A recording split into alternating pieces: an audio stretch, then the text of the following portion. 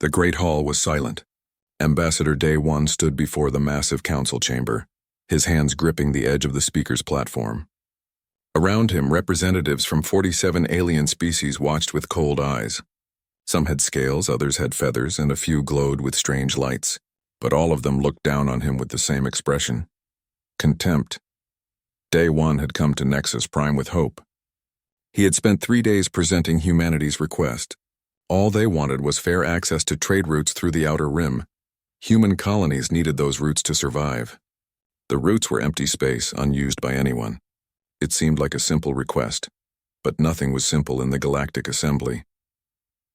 High Chancellor Vrex sat on the highest throne, his purple skin gleaming under the chamber lights. He was the leader of the Thalorian Empire, the most powerful force in the galaxy. When he spoke, his voice boomed across the hall like thunder. "The human requests these routes as if they have earned them," Vrex said, his mouth twisting into what might have been a smile. "Tell me, Ambassador, what has your species contributed to galactic civilization? You have been members for merely 30 years. A blink of an eye. Day One kept his voice steady. We have contributed our technology, our culture, and our military service. 5 years ago, we stopped the Krell invasion that threatened 3 systems. We lost 20,000 soldiers defending worlds that were not our own." Vrex laughed. It was a harsh sound that echoed off the stone walls. "The Krell? That minor incident? The Thalorian fleet arrived to save you. Without us, your primitive ships would have been destroyed." Beside Day One, his young aide Hayin gasped.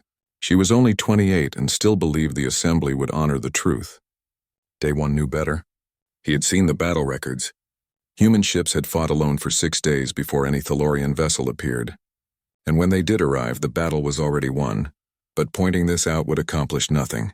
Vrex had already rewritten the history in the official records.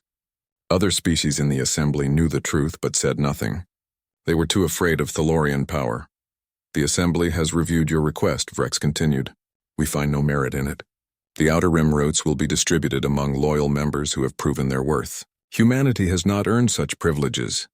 Around the chamber, other delegates nodded. Some looked uncomfortable, but none spoke up. The decision was made before Day One had even arrived. This meeting was just a formality, a show to demonstrate that the Assembly had considered the request fairly.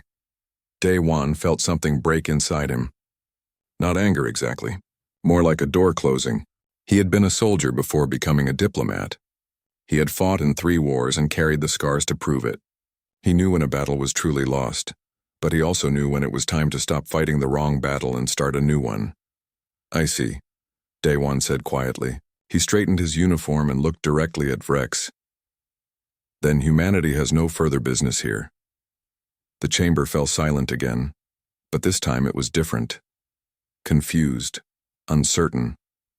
"What do you mean?" Vrex demanded. "I mean exactly what I said," Day One replied. "Humanity came to this assembly seeking partnership. We came in good faith, offering our skills and our friendship. Instead, we have been dismissed, insulted, and exploited. You take our resources through unfair trade agreements. You claim credit for our victories. You treat us like children who should be grateful for any scraps you throw our way." He paused, letting his words sink in. Hayin was staring at him with wide eyes. She had not expected this. Effective immediately, humanity withdraws from the Galactic Assembly. We came seeking partners. We found only masters who demand submission. So we choose a third option. We choose to stand alone. The chamber erupted. Delegates jumped to their feet, shouting in a dozen languages. Vrex's face turned a darker shade of purple. "You cannot simply leave. No species has ever withdrawn from the Assembly." "Then we will be the first," Day One said. He turned to Hayin. "Gather our materials. We're going home." Hayin hesitated for only a moment. Then she nodded and began collecting their documents. Her hands shook slightly, but she kept her face calm. As they walked toward the exit, Day One could hear the whispers spreading through the chamber. Fear, confusion, uncertainty. Good. Let them wonder what humanity would do next. Let them worry. Captain Bora was waiting at the docking bay with the shuttle. She was a tall woman with sharp eyes and quick reflexes. When she saw their faces, she knew immediately what had happened. "We're leaving?" she asked. "We're leaving," Day One confirmed. "Take us to the Resolute and send a message to Earth Command. Tell them to prepare for what comes next." As the shuttle lifted off from Nexus Prime, Day One looked back at the massive station. Somewhere in that great hall, 47 species were realizing that the rules had just changed. Humanity would no longer beg for scraps. They would no longer accept insults and lies. They would forge their own path. And anyone who stood in their way would learn what humanity was truly capable of. The war had not started yet. But the first shot had been fired. The news spread across the galaxy like wildfire. Humanity had walked out. They had actually left the Galactic Assembly. Within hours, every major news network was broadcasting the story. Within days, every government had received the official notification. At the Thalorian Imperial Palace, Chancellor Vrex held a celebration. The grand ballroom was filled with his closest advisors and military commanders. They drank expensive wine and laughed loudly. Vrex himself gave a long speech about how humanity had shown their true weakness. They ran away like frightened children, Vrex declared, raising his glass. This proves what I have always said. Humans are emotional and impulsive. They cannot handle the complexities of galactic politics. Good riddance! The crowd cheered. They agreed completely. Humanity was a minor species, barely worth noticing. Without the Assembly's protection, they would quickly fall into chaos. Perhaps they would come crawling back within a few months, begging to be readmitted. That would be satisfying to watch. The Assembly held an emergency session 3 days later. The chamber was packed. Every delegate had shown up, curious about what would happen next. Vrex stood at the center podium, looking pleased with himself. The human departure leaves several valuable opportunities unclaimed, he announced. I propose we redistribute human trade routes among loyal members. After all, these routes pass through territory that belongs to the Assembly, not to any single species. Several delegates nodded eagerly. They could already see the profits rolling in. Human colonies had established profitable mining operations and agricultural settlements. Without Assembly protection, those colonies were vulnerable. Perhaps they could be claimed as well. A delegate from the Corvin Collective stood up. What about human colonies in the disputed zones? Surely those territories are now open for legitimate claims. Vrex smiled. An excellent question. I believe those colonies no longer enjoy Assembly protection. Any member species may file a territorial claim. Only one voice spoke against the growing frenzy. Ambassador Siwu from the Viridian Consortium stood slowly. He was an elderly being with kind eyes and a reputation for wisdom. Most species respected him, even if they did not always listen to his advice. I must urge caution, Siwu said quietly. We should not underestimate humanity. They have proven themselves capable warriors. Remember the Krell invasion? Vrex waved his hand dismissively. The Krell were a minor threat, easily handled. And the Thalorian fleet provided the decisive victory. Human contributions were minimal at best. That is not what the evidence shows, Siwu replied. Human casualties were severe because they bore the brunt of the fighting. They held the line for 6 days before any reinforcements arrived. Several delegates shifted uncomfortably. They knew Siwu was right, but speaking against the official narrative was dangerous. Vrex's face darkened. Are you questioning the Assembly's historical records? Vrex asked, his voice cold. Siwu met his gaze steadily. I am merely suggesting we should not provoke a species we do not fully understand.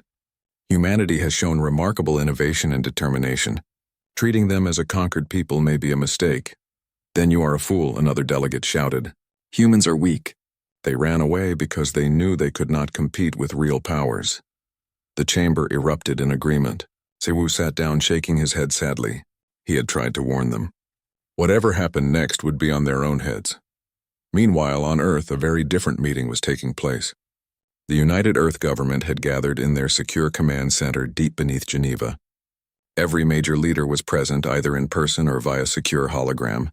Ambassador Day Wan stood before them, his uniform crisp despite the long journey home.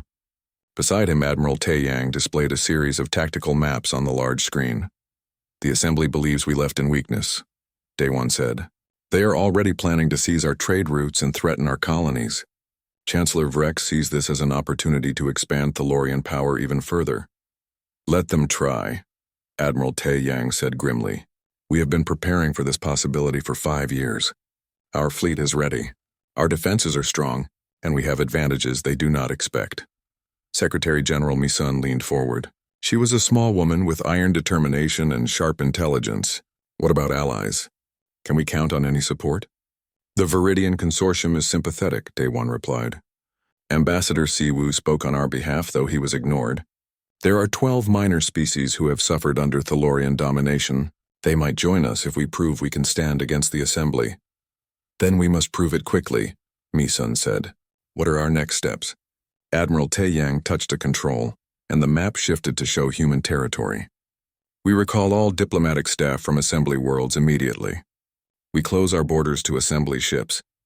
We reinforce our most vulnerable colonies, especially New Horizon. That world will likely be their first target. And if they attack? Someone asked. Taeyang smiled, but it was not a pleasant expression. Then we show them exactly what human determination looks like. We have been studying Thalorian tactics for years. Their ships are powerful but predictable. Their commanders are arrogant. And arrogance is always a weakness we can exploit. The vote was unanimous. Humanity would not back down. They would not apologize. They would not beg to return to the Assembly. Instead, they would defend their sovereignty with every resource they possessed. As the meeting ended, Daewon looked at the star map one more time. Somewhere out there, the Thalorians were celebrating their easy victory. They thought humanity was defeated and broken. They would learn the truth soon enough. 3 weeks after humanity's departure, the Thalorians made their move. A battle fleet of 37 warships entered the Arcturus trade corridor without permission. Their destination was clear to everyone watching the scanners. New Horizon, a thriving human colony with 12 million people. Colonel Hyunwoo stood in the command center beneath New Horizon's capital city. He was a veteran of the Krell War, missing his left arm from a shipboard explosion. The artificial replacement worked perfectly, but he still felt phantom pains when stressed. Right now, those pains were intense.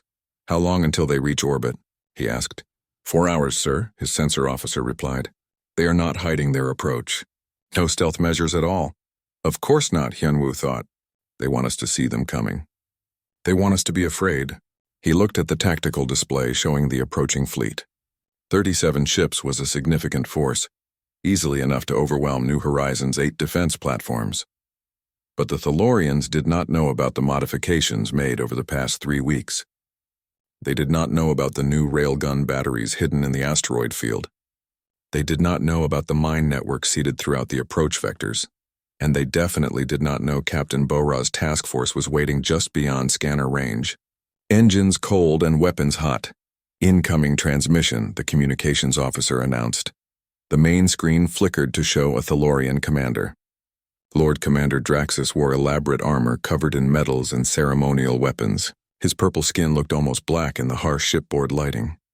Human colony of New Horizon, Draxus said in heavily accented but clear English.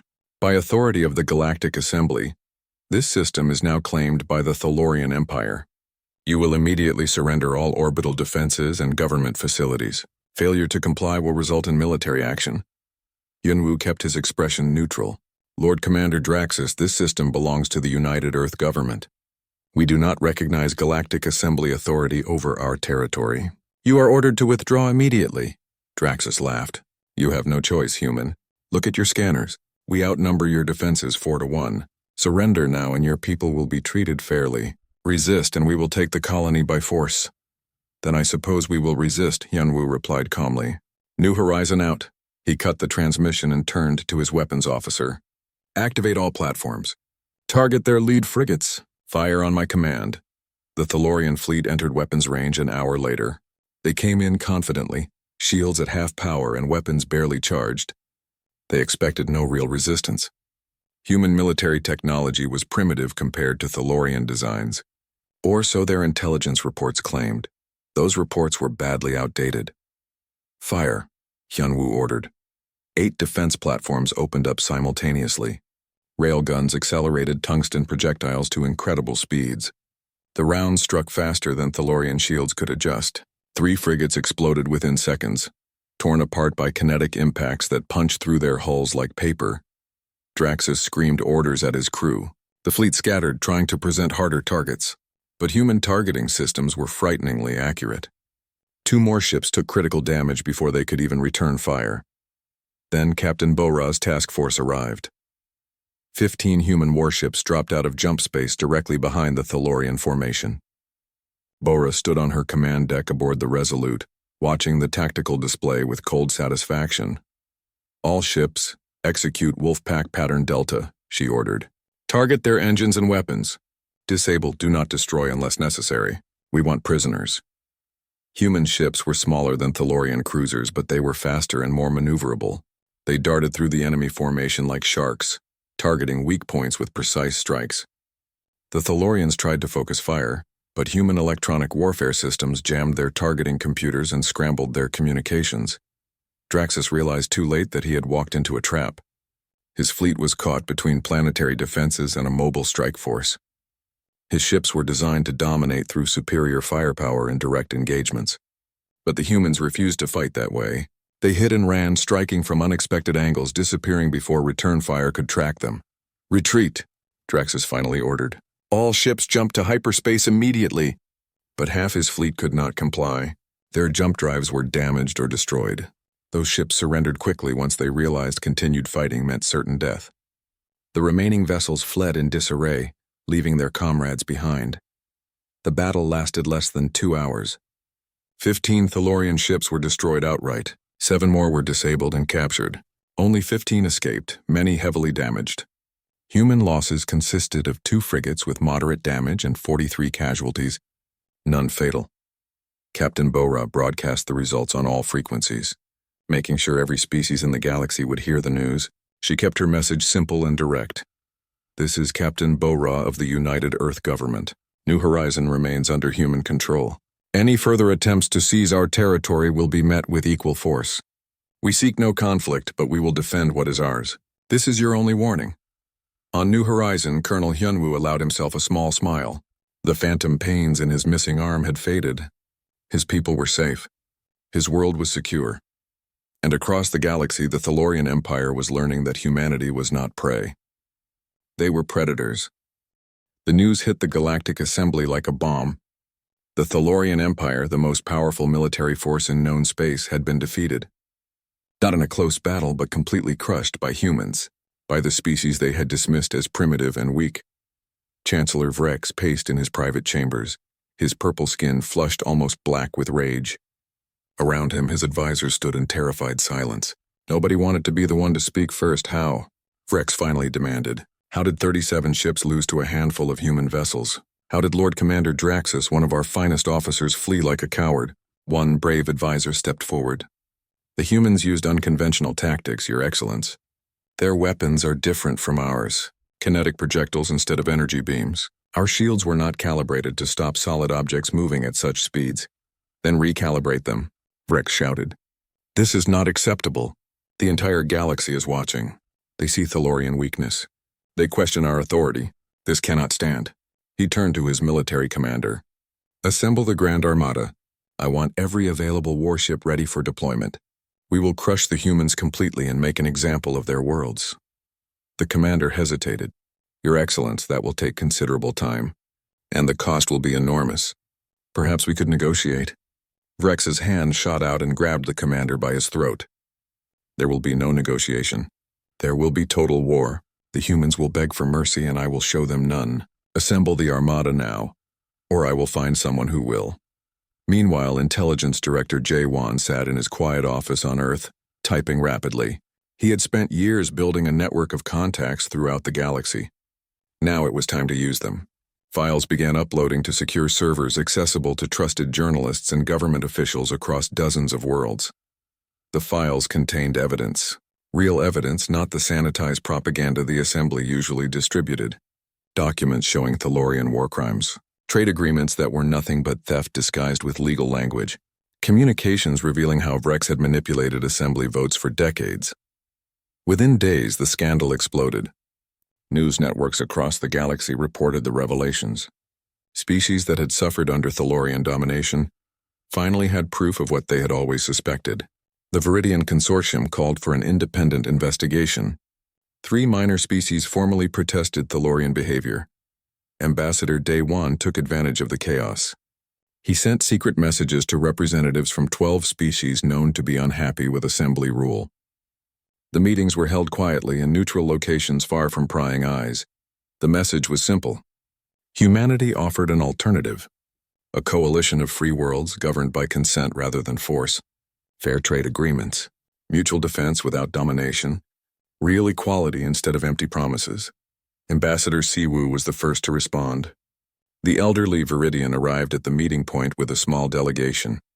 He clasped Daewon's hand firmly. I warned them, Siwu said sadly. I told the assembly not to underestimate your people. They refused to listen. Now they will pay the price for their arrogance. Will the Viridian Consortium join us? Daewon asked. Siwu smiled. Our government voted this morning. We formally withdraw from the Galactic Assembly and join your Free Worlds coalition. 3 other species will announce their decision tomorrow. The news sent shockwaves through the assembly. The Viridian Consortium was not a minor power. They controlled significant industrial capacity and several key trade routes. Their departure meant the assembly's economy would suffer. Combined with 3 other defections, it represented a serious crisis. Secretary General Mi Sun addressed the United Earth government from her office in Geneva. The situation is developing faster than we anticipated. Chancellor Vrex is mobilizing his full military strength. Intelligence estimates over 800 warships will be ready within 30 days. The room fell silent. 800 ships was an overwhelming force. Even with the Viridian Consortium's support, the Free Worlds Coalition would be badly outnumbered. Admiral Taeyang stood. We expected this. The Thalorians will come with everything they have, but quantity is not the same as quality. Their commanders are used to winning through brute force. They have forgotten how to think creatively. Can we win? Someone asked. Taeyang's expression was grim. Not in a fair fight. So we will not fight fair. I have been planning this campaign for 5 years ever since the Krell War ended. We know where they will attack. We know how they will attack. And we have prepared something special for them. He brought up a star map showing the Perseus Strait, a narrow corridor of stable space surrounded by dangerous gravity wells. This is where we will make our stand. This is where the Thalorian Grand Armada will die. The vote to proceed with the plan was unanimous. Humanity would not run. They would not hide. They would stand and fight even against impossible odds. Across the galaxy, Chancellor Vrex issued his ultimatum.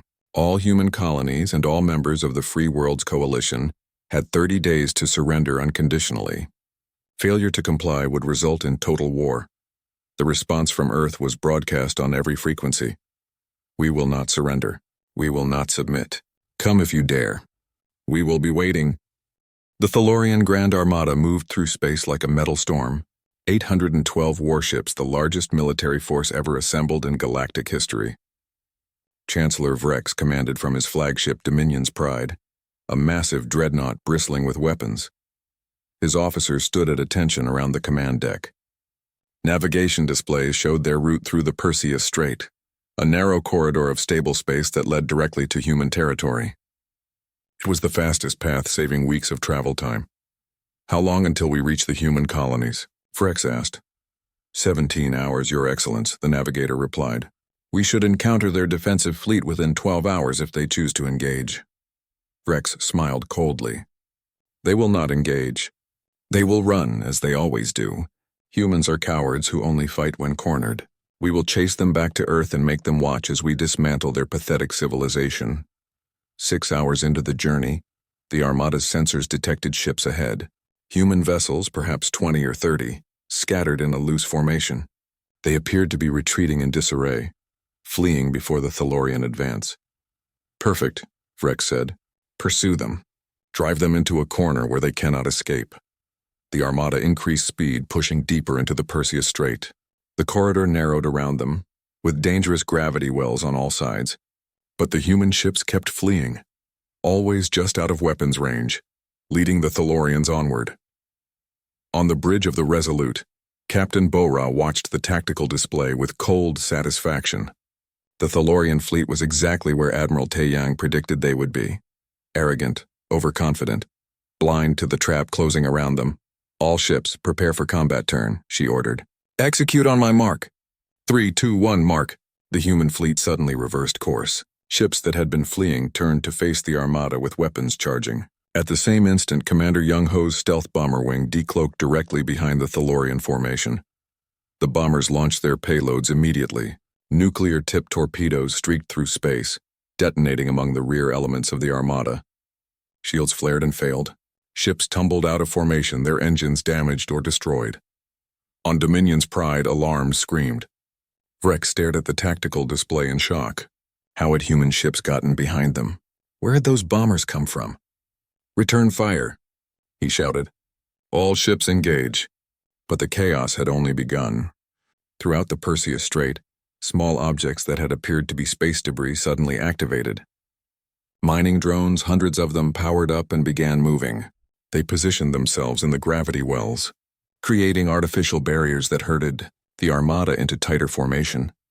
Then the hidden asteroid bases opened. Fire Admiral Taeyang had spent weeks positioning railgun platforms on every large asteroid in the strait. Now they revealed themselves, pouring kinetic fire into the trapped Thalorian fleet. The crossfire was devastating. Ships that tried to maneuver found themselves pushed into kill zones by the mining drones. Captain Bora's fleet pressed the attack from the front.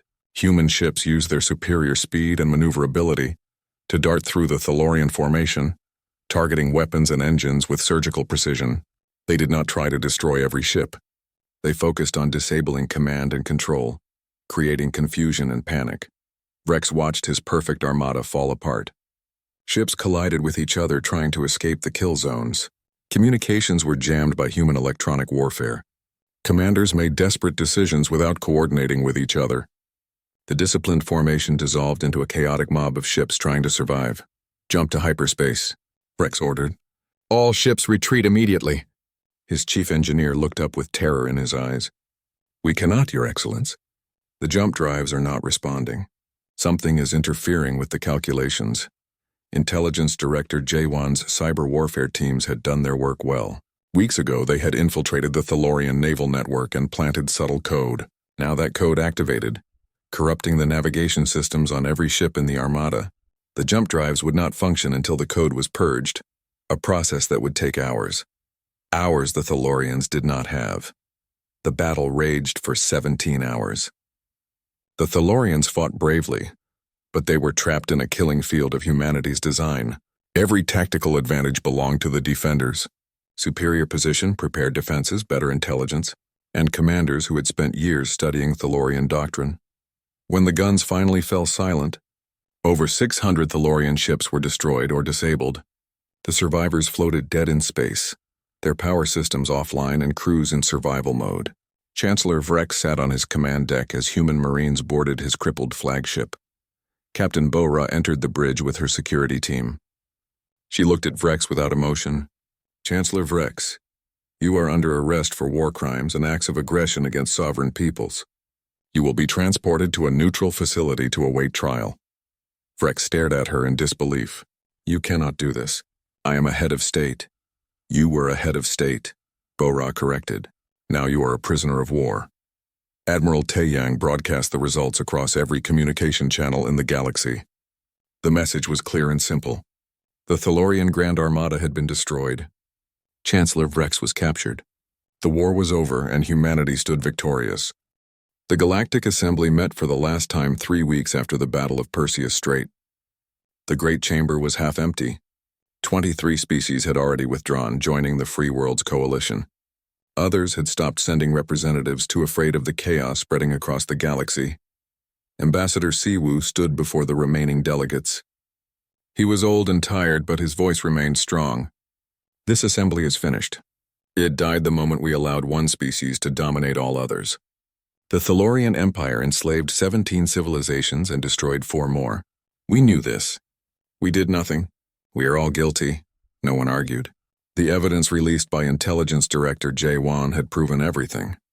The war crimes, the manipulated votes, the economic exploitation, all of it documented in files that could not be denied or explained away. "I propose we dissolve this assembly," Siwoo continued. "Let each species choose its own path. Those who wish to join the Free Worlds Coalition may do so. Those who wish independence may have it. But this corrupt institution must end." The vote was unanimous. The Galactic Assembly, which had governed for 3 centuries, ceased to exist. Across the galaxy, the consequences rippled outward. The Thalorian Empire collapsed within days. Colonial worlds that had been held by force declared independence. The home system descended into civil war as different factions fought for control. Without Vrex's iron grip, the Empire simply fell apart. Other species faced similar chaos. Governments that had relied on assembly backing found themselves suddenly vulnerable. Populations that had suffered in silence rose up against their oppressors. Some revolutions were peaceful, others were bloody. Ambassador Daewon found himself in an unexpected position. Species from across the galaxy sent messages asking for help, not military intervention but guidance. How did humanity organize its government? How did they balance individual freedom with collective security? How did they resolve disputes without resorting to domination? Daewon met with Secretary General Misun in her office on Earth. "We never wanted to be leaders," he said. "We just wanted to be left alone to live our lives in peace." Misun nodded. "But we cannot turn away from those asking for help. That would make us no better than the Thalorians. We must find a way to assist without dominating." They created a new framework. The Free Worlds Coalition would not be an empire or even a federation. It would be a voluntary association of equal members. Each species maintained complete sovereignty over its internal affairs. Joint decisions required consensus, not majority rule. And most importantly, any member could leave at any time without penalty. The War Crimes Tribunal convened on Nexus Prime, the same station where the Assembly had once met. Chancellor Vrex stood before judges from 17 neutral species. The evidence against him filled thousands of pages. Genocide, enslavement, systematic torture, the destruction of entire civilizations. Vrex showed no remorse. "I did what was necessary to maintain order," he said coldly. "The galaxy needs strong leadership. Without the Thalorian Empire, you will all descend into chaos." The chief judge looked at him with disgust. "You speak of order, but you created misery. You speak of leadership, but you practice tyranny. The tribunal finds you guilty on all charges. You are sentenced to life imprisonment." As Vrex was led away, Captain Bora watched from the observation gallery. She felt no satisfaction, only sadness. So much suffering could have been avoided if the Assembly had simply chosen justice over convenience. Diplomat Hei In led humanity's humanitarian efforts. She was young but learned quickly. Human medical ships arrived at war-torn worlds, treating the injured without asking about politics or species. Engineering teams rebuilt destroyed infrastructure. Agricultural specialists helped restore damaged farmland. The contrast with Thalorian occupation was stark. The Empire had taken resources and given nothing back. Humanity gave freely and asked nothing in return except friendship. Species that had feared humans as conquerors now saw them as liberators. Ambassador Siwu worked alongside Daewon to establish the new order. The Galactic Concordat, as they called it, grew rapidly. 40 species joined within the first month. Then 50. Then 60. "You have given the galaxy hope," Siwu told Daewon one evening. They stood in the observation deck of the new Unity station, watching construction crews assemble the headquarters. Ships from dozens of species worked together, building something new. "We have given them a chance," Daewon replied. "Whether they take it or not is up to them. We cannot force species to be free any more than the Thalorians could force them to submit." Siwu smiled. "That is why they trust you. You understand the difference between power and authority. Power can be taken by force. Authority must be earned through respect. Not everyone joined the Concordat. Some species chose isolation, wanting nothing to do with galactic politics after their experience with the Assembly. Humanity respected that choice.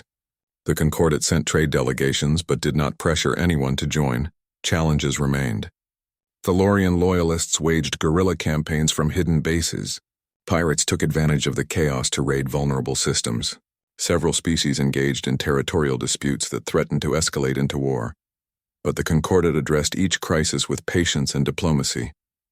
When military force was necessary, it was applied precisely and with restraint. The goal was always peace, not victory. Slowly, the galaxy began to heal. 5 years after humanity walked out of the Galactic Assembly, Unity Station opened its doors. The massive structure floated in neutral space, built by workers from 40 different species. It was not a monument to any single civilization. It was a symbol of cooperation. Ambassador Daewon stood at the entrance to the main council chamber. His hair was gray now and new lines marked his face, but his eyes were clear and his step was steady. Behind him walked Ambassador Siwu, now Deputy Secretary General of the Galactic Concordat.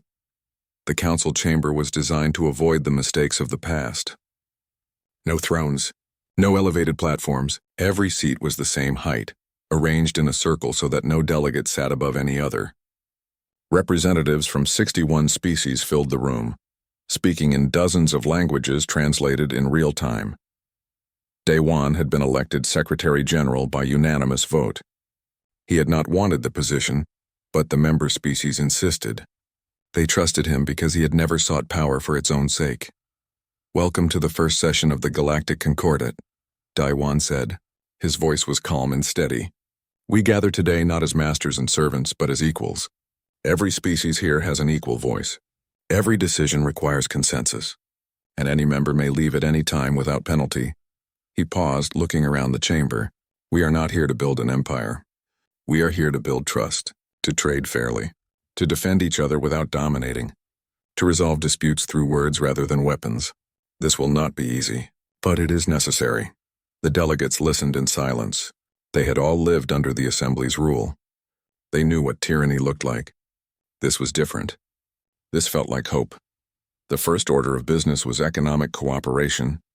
Trade routes were open to all members without discriminatory fees. Technology sharing programs were established. Development funds were created to help struggling worlds modernize their infrastructure. Captain Bora commanded the Concordat Joint Defense Fleet. Ships from 30 species trained together, learning each other's tactics and capabilities. Human officers taught courses on strategic thinking and unconventional warfare. Alien instructors shared their own expertise in various specialties. Admiral Tae Yang had retired from active service but remained as an advisor.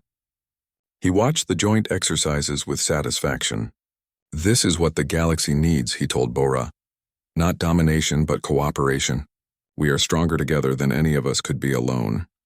Hei In, no longer a junior diplomat, had become director of the Concordat Relief Agency. Her organization responded to natural disasters, medical emergencies, and humanitarian crises across member worlds. Human resources were significant, but so were contributions from other species.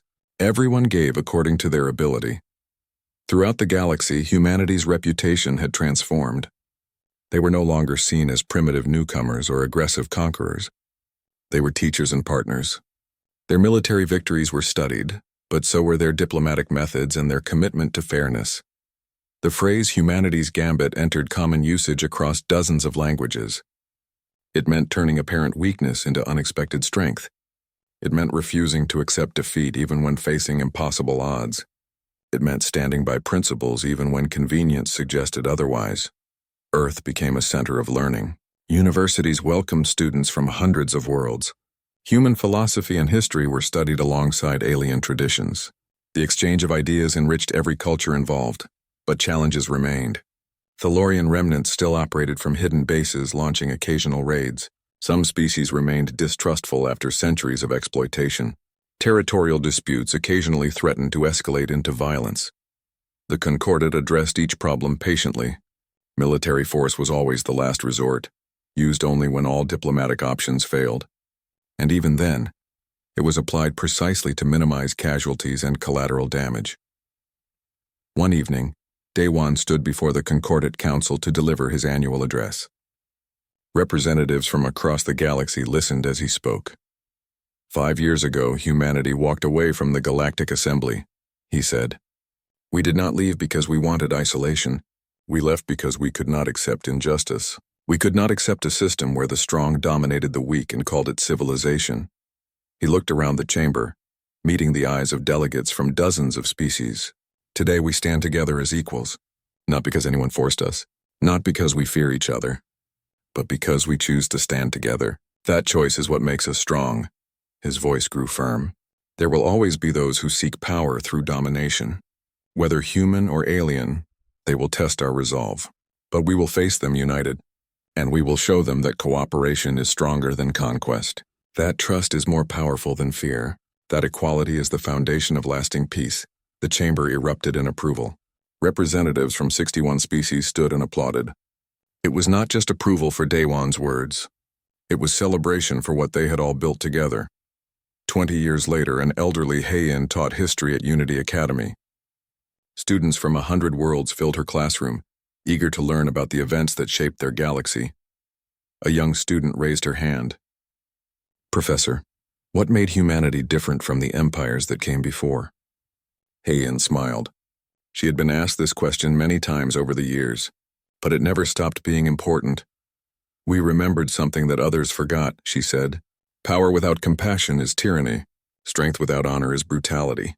The strongest species in the galaxy is not the one with the biggest fleet. It is the one that other species trust to fight beside them, not above them. She gestured to the students representing dozens of different civilizations. You are the proof that this works. Your parents chose to join the Concordat because they saw a better way. Not domination, but partnership. Not conquest, but cooperation. That is humanity's real legacy. Not our military victories, but our commitment to equality. We did not come to rule the galaxy. We came to stand beside you as equals. The students listened carefully, absorbing the lesson. They would carry it forward to their own species, teaching the next generation about the day humanity changed the galaxy forever. Not through conquest, but through the simple act of standing up and saying no to injustice.